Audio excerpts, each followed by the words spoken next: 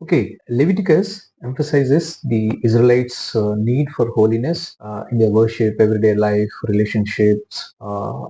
Basically, God is showing them how to live as people dedicated to Him. The key verse is 11th chapter 44 verse. For I am the Lord your God. Consecrate yourselves therefore and be holy, for I am holy. So that is the reason why God wants His children also to be holy. And for the people of Israel, in that particular period, God has given this particular set of laws. Yeah, we'll move on to individual chapters. So chapter 1 talks about the burnt offerings. God explains how to offer animals as burnt sacrifices.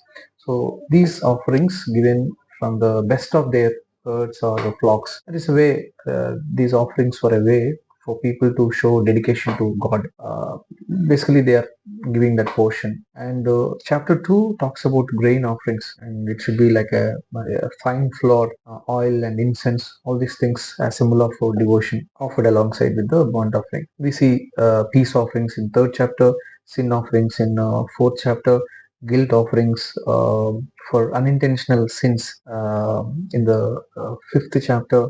We see all these things with an intention. Of course, third and fourth, they talk about specific parts of the animal, like fat. Uh, they are to be set aside for God. And when a community or when the community or a leader or an individual, anybody sin, how to approach with the sin offering that we see in the fourth chapter. Some more rules were there in the sixth chapter. And also seventh chapter, especially focusing on guilt and peace offerings. There are general guidelines, a reminder not to eat fat or blood from the sacrifice. Now, this set of 1 to 7 chapters are primarily for the laws on the sacrifices or instructions of sacrifices or rituals. And from 8 to 10, if you notice, ordination of priests. So, very focused on the priests and their ordination. Especially in the 8th chapter, Aaron and his sons, how they were ordained, and we do see this. This ordination is very important to make them ready to serve as priests.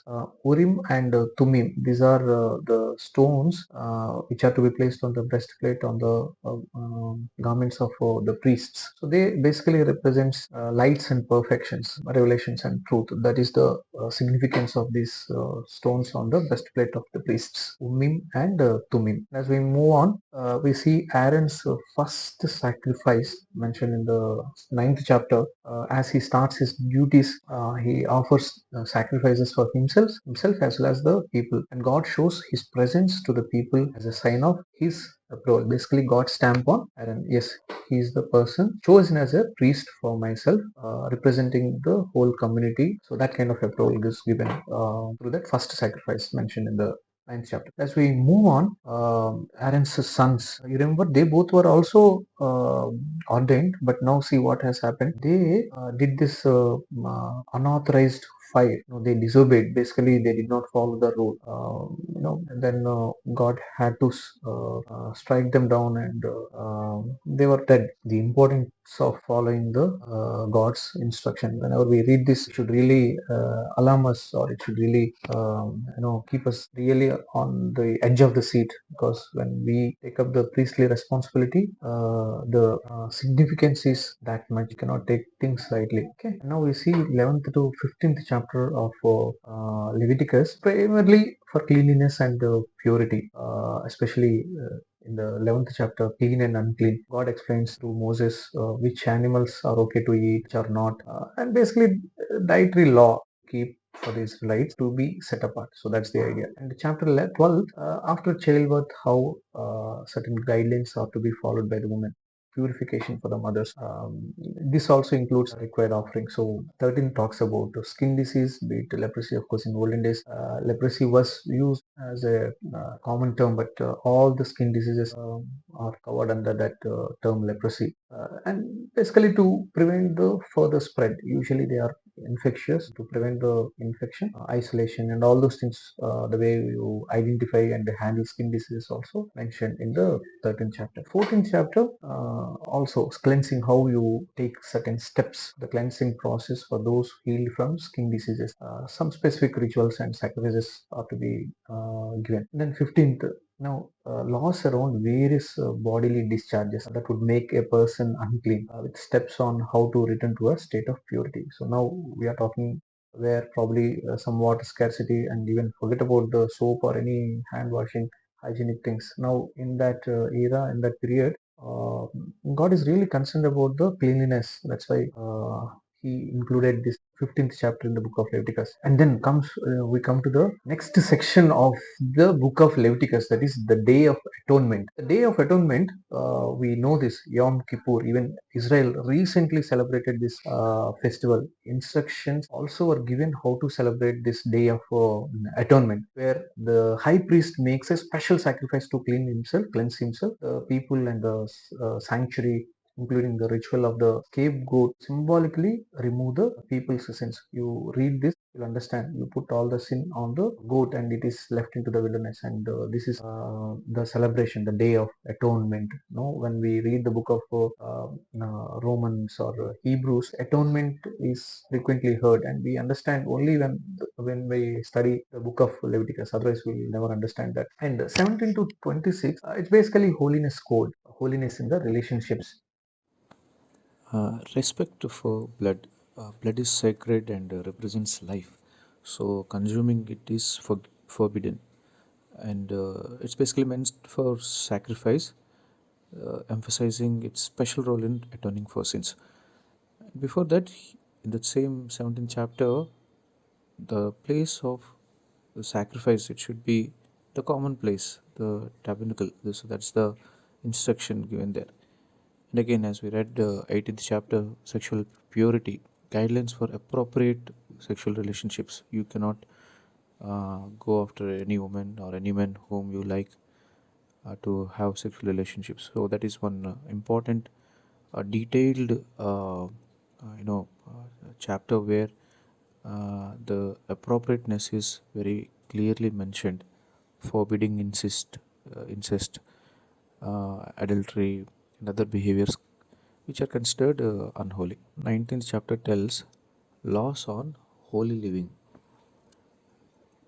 A mix of laws here in this chapter about treating each other fairly, being honest, taking care of the poor, and respecting God. So the famous love your neighbor as thyself, that verse comes here, treating that person well, even though that person is poor, irrespective of the status. Love your neighbor, yes, yourself.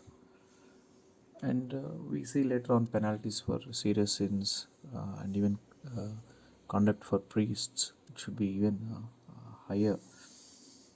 Uh, Priests are expected to meet even higher standards, so they have specific rules about marriage, mourning, and maintaining purity.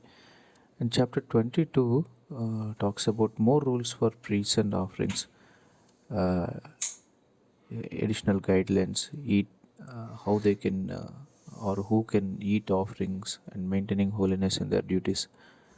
So days of festivals, holy days, they are outlined there, how to celebrate those instructions.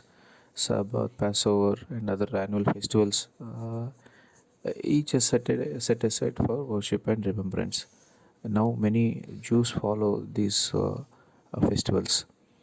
And tabernacle and supplies, and punishment for blasphemy. So how the lamp, bread in the tabernacle, all those things, and their maintenance, once again emphasized here.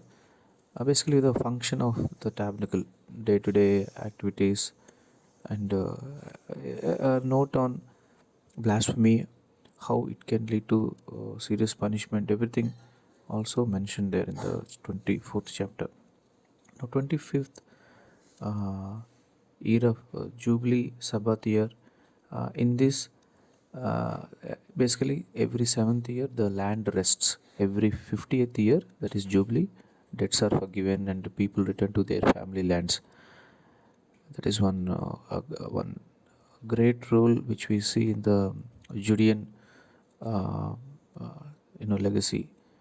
Every seventh year, almost that poor and rich gap will be reduced. 26th chapter, as we see, blessings and curses. Blessings for those who follow God's ways, basically those who obey, and warnings about the consequences for disobedience. Leviticus book closes with the rules of vows, dedicating property, people, or animal to God, and with the guidelines for redeeming these vows if needed.